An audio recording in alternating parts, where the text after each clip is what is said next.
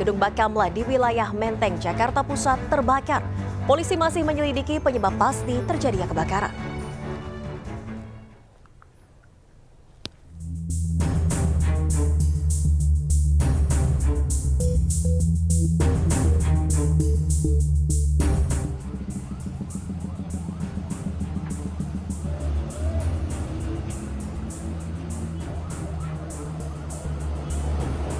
Kebakaran terjadi di gedung Bakamla di wilayah Menteng, Jakarta Pusat.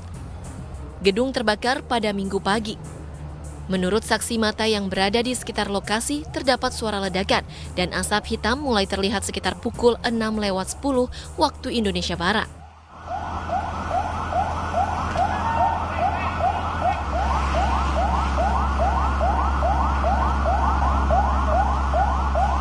Pemadam Kebakaran Provinsi Jakarta menerjunkan 20 unit mobil pemadam dan 100 personel untuk memadamkan api.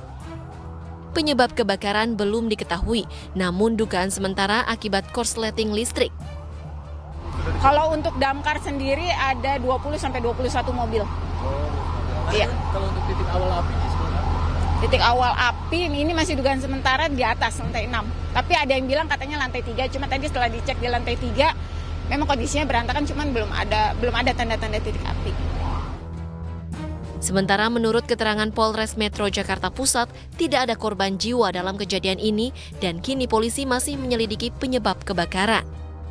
Selain itu, rencananya polisi akan melakukan olah TKP setelah pemadaman api selesai dilakukan. Kami masih mendalami ya, kami masih mengumpulkan saksi, baik itu yang tukang yang bekerja, karena yang ada di dalam gedung itu adalah para tukang ya. Kalau kondisi korban luka ada? Tidak ada korban, karena gedung sedang kosong. Ada pengerjaan di renovasi di bagian gedung Komnas Perempuan. Nanti kami periksa lagi nanti tukang-tukangnya. Ini kan baru awal, untuk kami membutuhkan waktu untuk bisa memberikan keterangan lebih jauh. Tidak ada korban jiwa dalam peristiwa ini karena gedung dalam keadaan kosong saat kebakaran terjadi.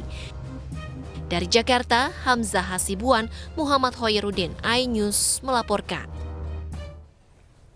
Dan pemirsa, menurut Kabag Humas Bakamla RI Gugun Saiful Rahman, kebakaran berawal dari lantai 6 gedung Bakamla yang saat kejadian masih dalam proses renovasi. Sementara penyebab kebakaran masih akan diselidiki. Titik api dimulai diduga dari lantai 6. Selanjutnya mengadakan pengamanan tadi dan sampai saat ini masih proses pemadaman. Saat ini personil yang jaga dari Bakamla RI termasuk juga pekerja yang melaksanakan renovasi di lantai 6 semuanya kita serahkan ke kepolisian dan saat ini sedang dibawa ke Polres sesuai proses pemeriksaan di Polres Jakarta Pusat. Proses selanjutnya yang pertama tadi setelah kita mengamankan personil, material dan dokumen, ya, kita juga tentunya menginventarisir berapa kerugian tentunya. Dan yang ketiga kita juga harus segera mungkin mengetahui penyebab awal apa yang menjadi akibat kebakaran yang saat ini terjadi di Mabes. Pemirsa, kasus penemuan 7 jasad remaja mengambang di aliran Kali Bekasi, Jawa Barat hingga kini masih terus berlanjut. Dalam penyelidikan, polisi menemukan adanya kode ajakan puluhan remaja berkumpul di warung dengan sejumlah kode yang diduga ajakan untuk tawuran.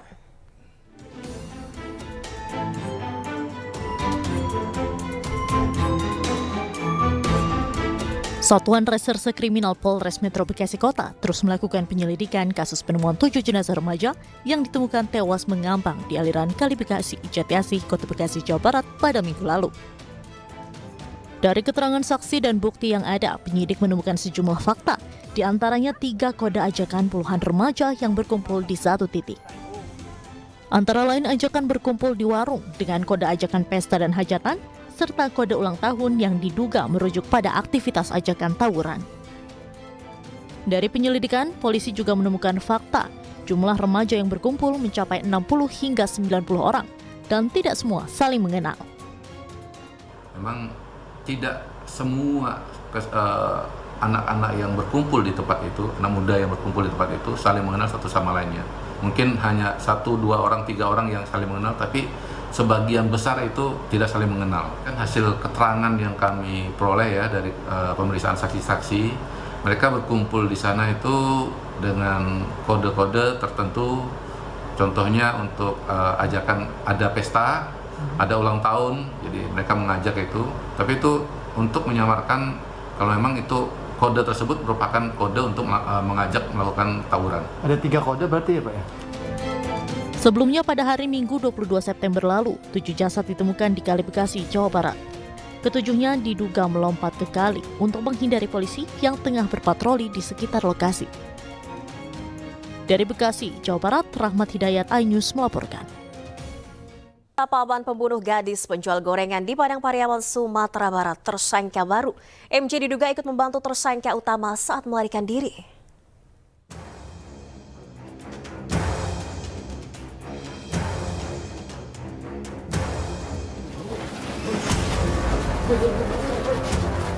Polisi menetapkan MJ, paman dari tersangka utama Indra Septriawan, dalam kasus pemerkosaan dan pembunuhan gadis penjual gorengan di Padang Pariaman, Sumatera Barat. MJ diduga ikut membantu Indra Septriawan saat melarikan diri. Indra bersembunyi di rumah kosong selama 11 hari usai memerkosa dan membunuh NKS, seorang gadis penjual gorengan berusia 18 tahun. MJ yang membantu menyembunyikan tersangka utama dijerat pasal 221 KUHP tentang perintangan penyidikan. Yang kami cari, saya ulangi, yang kami cari adalah tersangka ini, tersangka MJ. Dan dia menyatakan bahwasannya kami memang mengetahui selang beberapa jam MJ ini menghampiri atau mencari tersangka IS di tempat kerjanya dengan memberitahu atau mengabarkan, kamu cepat pergi apabila ada restri karena lagi dicari.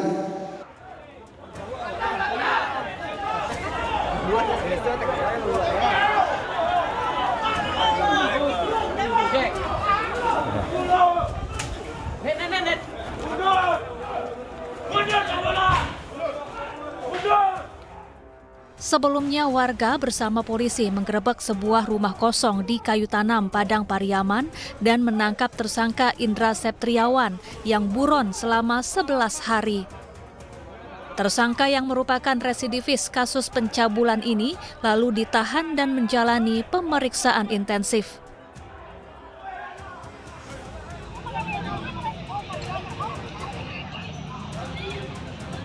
Bahkan warga yang geram dengan perbuatan tersangka berbondong-bondong datang ke Mapolres Padang Pariaman untuk melihat tersangka dari dekat.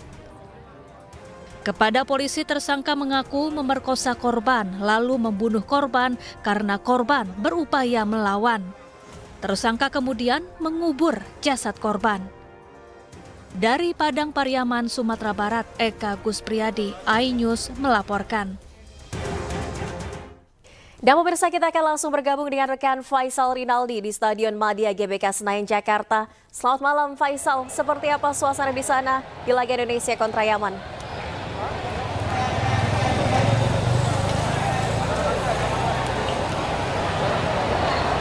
Silakan Faisal. Ya, Valeria dan juga pemirsa, suasana di depan Stadion Madia jelang laga Timnas U20 melawan dengan Yaman memang sudah sangat ramai. Kita akan menunjukkan terlebih dahulu, Valeria dan juga pemirsa, suasana terkini memang para supporter dari Garuda Muda kita ini sudah memadati kawasan Stadion Madia untuk mendukung Garuda Muda kita di laga melawan Yaman malam nanti. Kita akan mencoba saja berbincang dengan supporter dari Timnas Garuda kita. Halo, selamat malam Mas. Halo, malam. Kenalan dulu Mas, namanya siapa Mas? Sulki, saya Sulki. Mas Sulki, prediksi permainan Indonesia malam nanti gimana? Menang, pokoknya Indonesia. Menang. Indonesia juara. Siapa kita? Indonesia. Prediksi skornya gimana malam ini? Ini mah 2-0. Lapen, Kadek Arel. 2-0. Sundulan Kadek Arel. Sip. Masuk. Ini kan nanti malam minimal seri ya. Nah, dari supporter sendiri pengennya gimana sih? Menang. Nggak ada seri. Menang. menang, tapi ya nggak apa-apa. Yang penting menang atau mati. Indonesia. Optimis lolos ke Piala Asia. Lolos, yakin. Sedikit yel-yelnya Mas untuk Indonesia.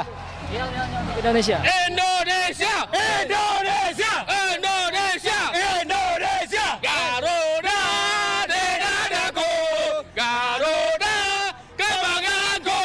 Ku yakin hari ini pasti menang. Terima kasih banyak. Semoga Indonesia menang, Mas. Siap.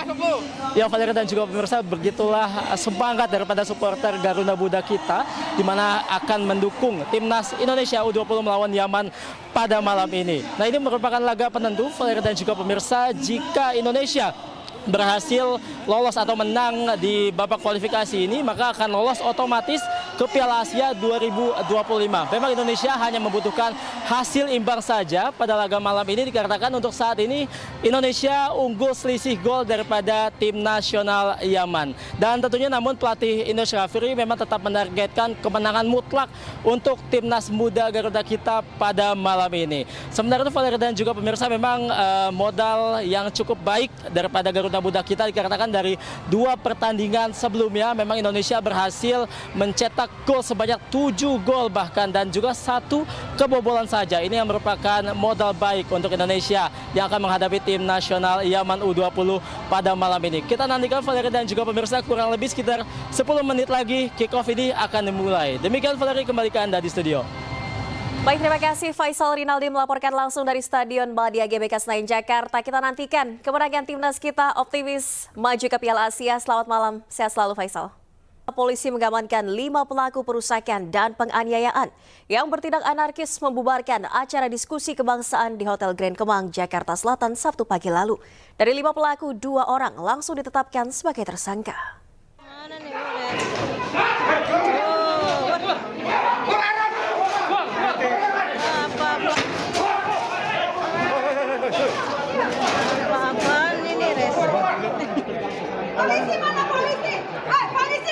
Pasca pembubaran agenda diskusi acara diaspora oleh Forum Tanah Air yang dihadiri sejumlah tokoh dan aktivis nasional di Hotel Grand Kemang, Jakarta Selatan Sabtu pagi, polisi bergerak cepat dan mengamankan 5 pelaku penyerangan disertai perusakan dan penganiayaan yang bertindak anarkis membubarkan acara tersebut. Dari kelima pelaku yang diamankan, 2 orang ditetapkan sebagai tersangka karena terindikasi kuat melakukan tindak pidana.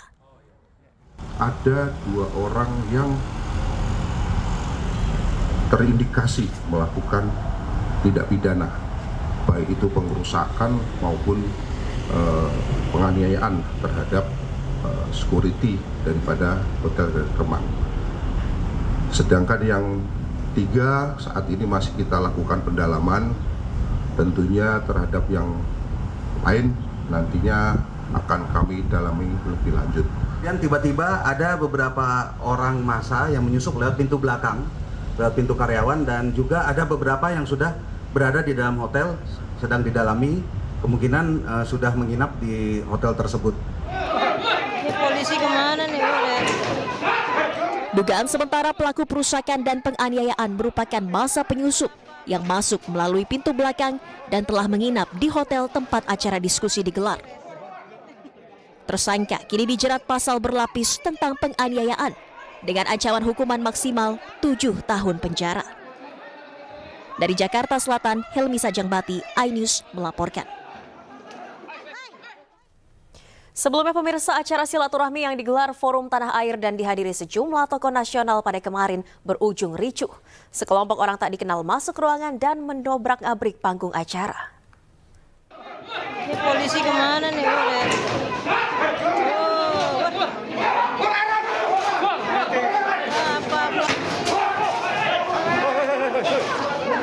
Apa-apaan ini, Res? Polisi mana polisi? Polisi, polisi! Polisi yang di atas. Polisi mana? Polisi! Siapa itu? Inilah aksi sekelompok orang dengan masker yang bertindak anarkis di acara silaturahmi yang digelar Forum Tanah Air (FTA) di Hotel Grand Kemang, Jakarta Selatan pagi tadi. Acara ini awalnya dirancang untuk dialog antara diaspora Indonesia di luar negeri dan dihadiri sejumlah tokoh nasional seperti Siti Fadilah, Refli Harun, Marwan Batubara, Said Didu, Din Syamsuddin, Rizal Fadilah, Sunarko, serta Ketua dan Sekjen FTA Tata Kesantra dan Ida N. Kusdianti.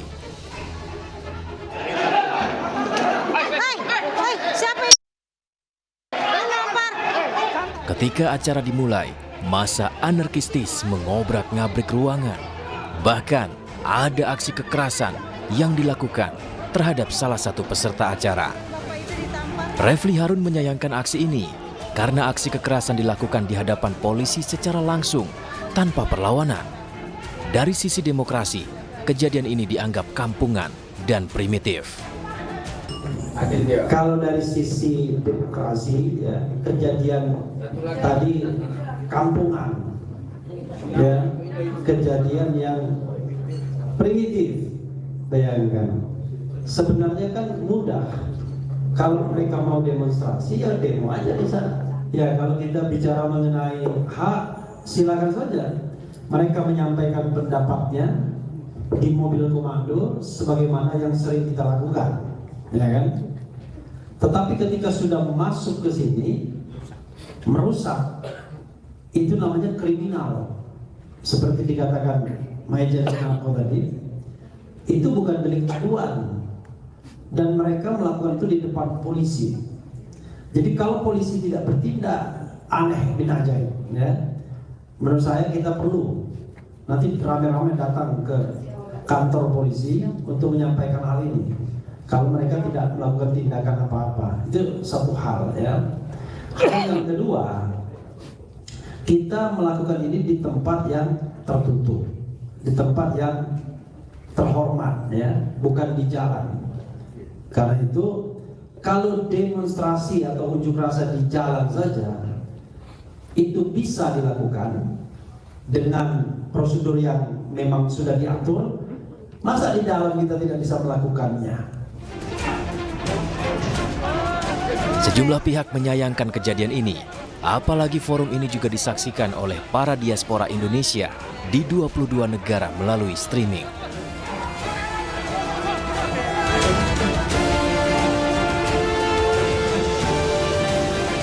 Calon Wakil Gubernur nomor urut 3 Rano Karno atau Sidul belusukan ke kawasan Glodok, Jakarta.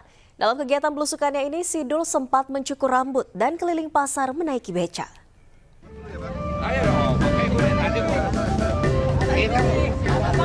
Inilah kegiatan Rano Karno alias Sidul yang belusukan ke kawasan Glodok, Jakarta. Tiba di Glodok Minggu siang, Sidul langsung disambut meriah warga. Ia didampingi politisi PDI Perjuangan Charles Honoris, artis Reybong dan Arti Kurtubi. Rombongan ini menyempatkan ke kedai es kopi di Glodok. Selain menyapa hangat warga Glodok, Rano Karno juga mencukur rambutnya di barbershop legenda di Glodok, Jakarta. Rano Karno alias Sidul mengaku bersyukur bisa bertemu dengan warga dan mendengarkan aspirasi mereka. Bukan hari ini, alhamdulillah akhirnya kita nyampe juga ke Glodok. Ya kembali lagi dah, saya bilang memang saya tuh besar di Jakarta ya. Gak jauh sebetulnya Kemayoran dengan Glodok ini. Kalau zaman dulu kita bahkan kalau di sini naik kereta dulu di Beos. Nah, jadi itulah artinya sekarang ya masyarakat sini menyambut, bukan menyambut apa ya istilah ya, menerima kita nggak menjadi aneh lah. Sementara itu warga mengaku senang karena calon pemimpin merupakan asli Betawi. Akan tetapi mengingatkan jangan lupa ke rakyat miskin ketika benar terpilih nanti. Namanya calon pemimpin, siapa yang nggak senang, apalagi mereka kan bukan Betawi, ya kan? Mending untuk rakyat ya, saya bantu rakyat miskin, jangan udah jadi, ntar lupa, itu aja sih. Mengakhiri kampanye di Glodok, Rano Karno berkeliling pasar naik becak sambil menyapa warga. Dari Jakarta, Endang Priyono, iNews melaporkan. Sementara itu pemirsa, calon gubernur Jakarta nomor urut 3 Pramono Anung mengikuti acara senam Jakarta Menyala di kawasan Kelapa Gading, Jakarta Utara pada Minggu pagi tadi. Acara senam ini dihadiri puluhan emak-emak warga Kelapa Gading.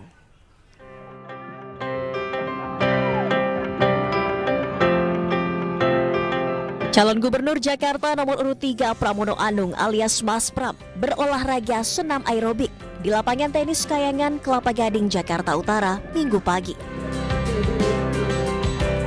Pramono ditemani anggota DPRD DKI Jakarta sekaligus mantan penyanyi cilik Agustina Hermanto alias Tina Tun. Senam Jakarta Menyala ini diikuti puluhan emak-emak warga Kelapa Gading yang kompak mengenakan kaos bergambar Mas Pram Bangdul. Pramono mengaku kegiatan olahraga ini rutin ia lakukan setiap akhir pekan untuk menerapkan pola hidup sehat. Kelapa Gading luar biasa. Saya juga nanya kiri kanan yang tadi senam bersama-sama itu ada yang umurnya 80, 79. Jadi artinya hidup sehat di Jakarta itu menjadi kebutuhan yang sangat penting. Dan saya merasa hari ini betul-betul yang saya nggak nyangka keringat saya banyak banget. Ini Tina Tun yang ngaturin. Jadi terima kasih bahwa senam aerobiknya luar biasa. Calon Gubernur Jakarta Pramono Anung terus mengusung strategi belusukan yang unik dalam masa kampanyenya. Setiap akhir pekan ia menyambangi berbagai titik di Jakarta untuk melakukan aktivitas olahraga pagi bersama warga. Dari Jakarta, Anggita Maura, Novandwi, iNews melaporkan. Sementara itu pemirsa, Dharma Pongrekun Cagup Jakarta dari jalur independen hadir dalam acara dialog yang digelar di Indonesia Arena pada malam tadi. Di hadapan peserta, Dharma menjelaskan alasan dirinya layak untuk dipilih menjadi gubernur Jakarta. Di hadapan calon gubernur Jakarta nomor urut 1 Ridwan Kamil dan peserta yang hadir, Cagup Jakarta Dharma Pongrekun menyampaikan alasan dirinya layak dipilih untuk memimpin Jakarta. Cagup nomor urut 2 ini menyatakan pasangan Dharma Kun layak dipilih karena maju dalam kontestasi Pilkada 2024 tanpa dibiayai oleh siapapun. Ia menegaskan seluruh dana yang didapat berasal dari hasil gotong royong relawan. Selain itu, Dharma Kun juga berjanji bila terpilih sebagai gubernur, pasangan ini akan menerapkan bina adab untuk mewujudkan keamanan Jakarta. Oke, jadi batas minimal sudah dicapai. Bukan orang berlomba-lomba saja untuk mempunyai uang, ya. Tetapi prosesnya tidak beradab. Yang benar itu apa? Harus halal. Nah, itu yang harus kita perhatikan. Prosesnya harus halal. Tidak baik juga kalau kita memberikan cuma-cuma tanpa hasil dari tangan kita sendiri. Karena kepuasan itu adalah ketika kita mendapatkan sesuap nasi dari hasil keringat kita. Pemirsa, Majelis Permusyawaratan Rakyat menggelar silaturahmi kebangsaan pimpinan MPR bersama dengan keluarga Gus Dur di Kompleks Parlemen Senayan, Jakarta Pusat pada siang tadi. Istri Gus Dur, Sinta Nuria, hadir bersama keempat anaknya. Wahid MA, Ibu Inayah Wulandari Wahid SSN. Majelis Permusyawaratan Rakyat atau MPR RI menggelar silaturahmi kebangsaan pimpinan MPR bersama keluarga Presiden keempat Republik Indonesia Kiai Haji Abdurrahman Wahid alias Gus Dur di Gedung Nusantara 5 Kompleks Parlemen Senayan, Jakarta Pusat Minggu siang. Istri Gus Dur, Sinta Nuria, hadir bersama keempat anaknya, yaitu Wahid Alisa Kotrunada Munawaroh Wahid, Adita Hayatun Nufus Wahid, dan Inayah Wulandari Wahid. Dalam kegiatan ini, Ketua MPR RI Bambang Susatyo menyerahkan surat ketetapan atau TAP MPR nomor 2/MPR/2001 mengenai pertanggungjawaban Presiden Abdurrahman Wahid yang isinya pemberhentian Gus Dur sebagai presiden tidak berlaku lagi. Bahwa TAP MPR nomor 2/MPR/2001 tentang pertanggungjawaban Presiden Republik Indonesia Kiai Haji Abdurrahman Wahid adalah TAP MPR yang tidak perlu dilakukan tindakan hukum lebih lanjut, baik karena bersifat emalah atau final telah dicabut maupun telah selesai dilaksanakan. Jadi dengan demikian kami hanya mempertegas bahwa TAP MPR yang dikenakan pada Kiai Haji Abdurrahman Wahid kita nyatakan, kita tegaskan tidak berlaku lagi. Istri Gus Dur, Sinta Nuriah, mengapresiasi langkah pencabutan TAP MPR tersebut yang selama ini menempatkan Gus Dur sebagai pelanggar konstitusi. Keputusan ini diharapkan bisa memulihkan nama baik Gus Dur. Karenanya, pencabutan TAP MPR nomor 2/MPR/2001 ini kami harapkan dapat menjadi langkah awal sebuah landasan hukum yang lebih meningkat bagi kepentingan rehabilitasi nama baik Gus Dur ke depan nanti. Sebelumnya, MPR dalam sidang paripurna sepakat mencabut TAP MPR nomor 2/MPR/2001 dan memulihkan nama baik Presiden keempat Republik Indonesia Abdurrahman Wahid alias Gus Dur. Keputusan ini untuk memulihkan nama Gus Dur yang dituduh melakukan korupsi pada masa pemerintahannya. Dari Jakarta, Tim Liputan iNews melaporkan. Pemirsa, Presiden terpilih Prabowo Subianto segera bertemu dengan Ketua Umum PDI Perjuangan Megawati Soekarno Putri. Meski tidak diungkapkan kapan waktu pertemuannya, namun bisa dipastikan Prabowo Mega akan bertemu di tempat yang asyik dengan santapan yang telah ditentukan.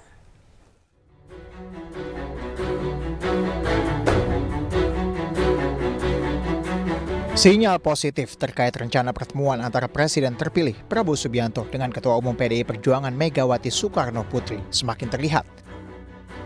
Hal itu sebelumnya telah dikonfirmasi oleh Ketua DPP PDI Perjuangan Puan Maharani. Menurut Puan, pertemuan keduanya berdasarkan komunikasi yang telah dijalin antara Partai Gerindra dan PDI Perjuangan secara intens. Insya Allah akan segera kita adakan pertemuan antara Ibu Mega dengan Pak Prabowo dalam waktu yang timingnya tepat. Timing tepatnya itu kapan sih Mbak? Kalau boleh tahu, karena ini jadi saling tunggu-tungguan ya? Ya nggak saling tunggu-tungguan kan.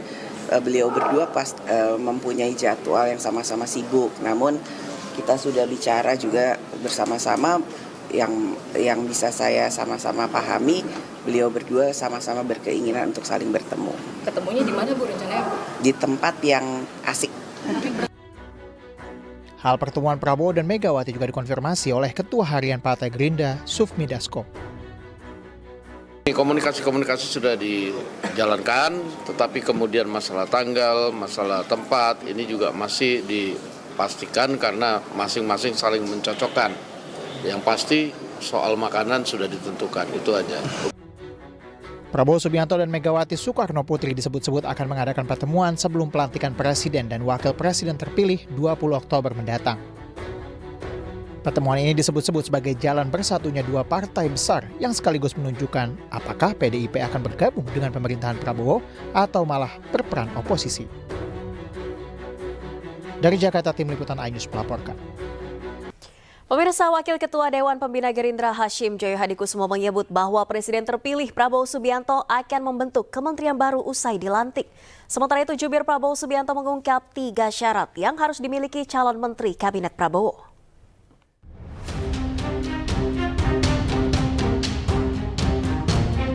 Wakil Ketua Dewan Pembina Partai Gerindra sekaligus adik dari Presiden terpilih Prabowo Subianto, Hashim Joyo Hadikusumo, menyebut rencana pemerintahan baru untuk membentuk kementerian baru usai pelantikan Presiden pada Oktober mendatang.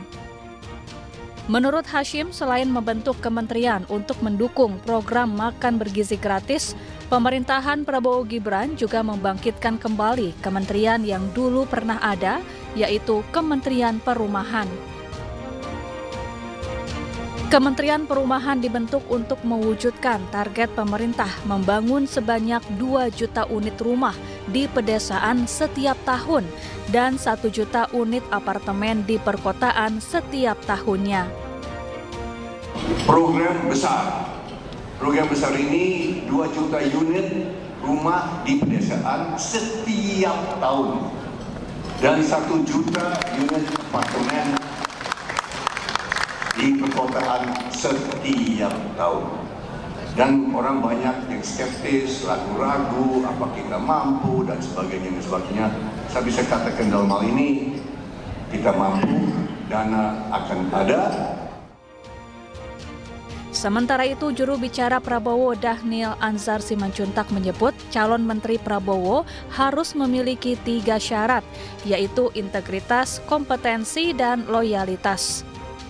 Kabinet setidaknya ada 3 ya. Pertama itu adalah mereka yang di dalam kabinet itu harus punya integritas. Kenapa? Karena komitmen Pak Prabowo kan Anda perhatikan selama ini terkait dengan komitmen anti korupsi, itu yang ingin dipastikan Pak Prabowo. Kedua itu terkait dengan kompetensi, itulah kenapa sejak awal Pak Prabowo menyampaikan ingin membentuk Zakon kabinet. Kemudian ketiga loyalitas ini penting bagi Pak Prabowo, ingin memastikan ketika di dalam kabinet, ketika di dalam koalisi pemerintahan, maka kapten kapalnya itu adalah Pak Prabowo, panglimanya itu adalah Pak Prabowo, dan mereka yang menjadi menteri Pak Prabowo harus tegak lurus dengan agenda-agenda pembangunan yang sudah dibuat Pak Prabowo. Sebelumnya, Presiden terpilih Prabowo Subianto dikabarkan akan menambah jumlah kementerian dalam kabinet pemerintahannya sebanyak 44 kementerian.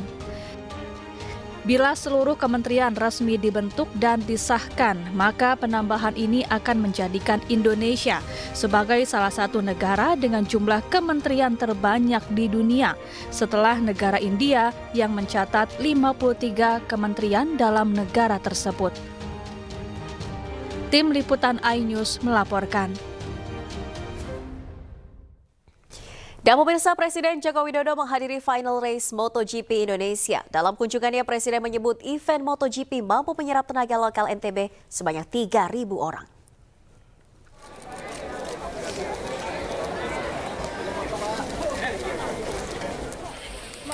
Presiden Jokowi juga didampingi Menteri BUMN Erick Thohir dan Menteri Pemuda dan Olahraga Dito Aryo Tejo dan berkeliling ke sejumlah venue.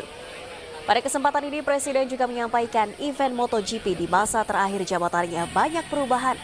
Dari fasilitas yang telah mulai bagus dan lengkap, serta serapan tenaga kerja lokal hingga 3.000 orang yang bekerja dari volunteer dan UMKM.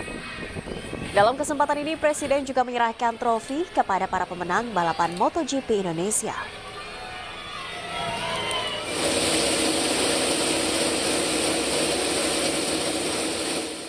Pemirsa, ribuan penonton Pertamina Grand Prix of Indonesia telah memadati sirkuit Mandalika Lombok. Sementara itu bagi warga yang tidak kebagian tiket terpaksa harus menonton di atas bukit di sekitar kawasan sirkuit.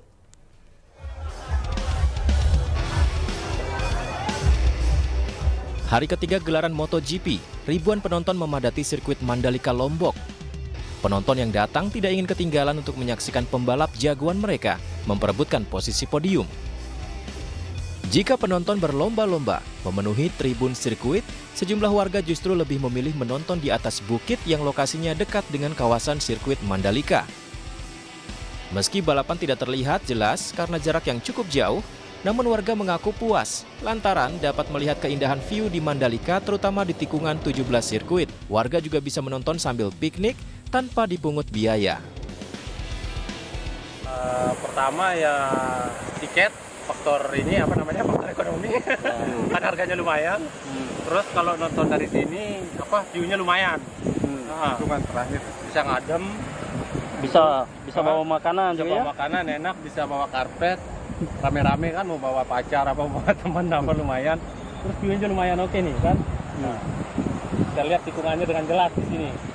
Pemirsa, legenda Ultimate Fighting Championship Khabib Nurmagomedov mengunjungi Indonesia. Kunjungan Khabib adalah bagian dari tur di Asia Tenggara.